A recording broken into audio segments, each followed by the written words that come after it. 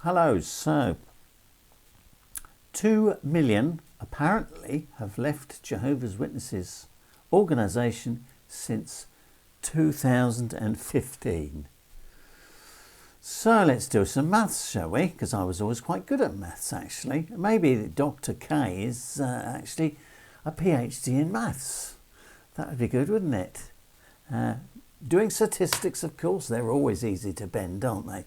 So let's calculate the figures then. In 2015, there were around about 7.7 million Jehovah's Witnesses preachers. They go from house to house, they stand by their carts. So that's increased then over the last 9 years to just a fraction over 9 million. So there you are, you've got what, 1.4 million increase. So let's assume that Dr. K's right. Let's add his 2 million since they've left. That means that there's been a growth of 3.4 million Jehovah's Witnesses in 9 years. That's marvellous, isn't it?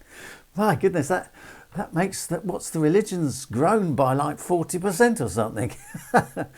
So yes, some have left, quite a lot have left over that period of time. Probably the increase has been about 2 million, and we've lost 500,000 or just a bit more over the 9 years. But I've explained this in other videos. You've got more coming in that are going out, so the organisation is increasing. Where it's increasing in certain countries a lot more than others. Some countries, the preaching, the increase is a little bit stagnant.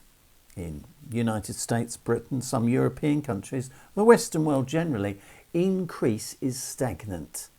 In other words, some are leaving, some are coming in. But in other countries, increase is much better. And that's why Jehovah's Witnesses are showing an increase year on year, even when things are not very good, such as COVID, because there's a bigger increase.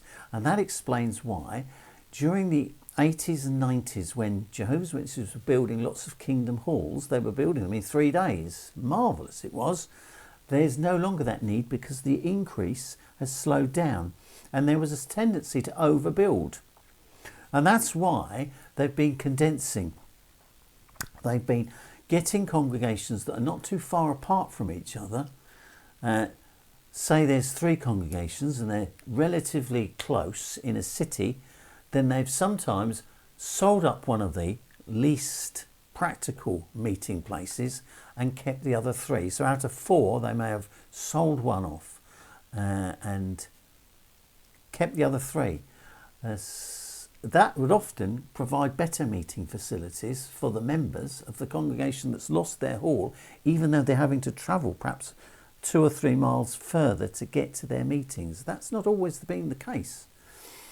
Now, people have said, oh, well, they signed over all the kingdom halls back in, 2009 or something, and they made all this money. But what they've done is, you see, if a congregation, say my local congregation, needs a new carpet or a new sound system, then they don't have to save up the money to try and get it.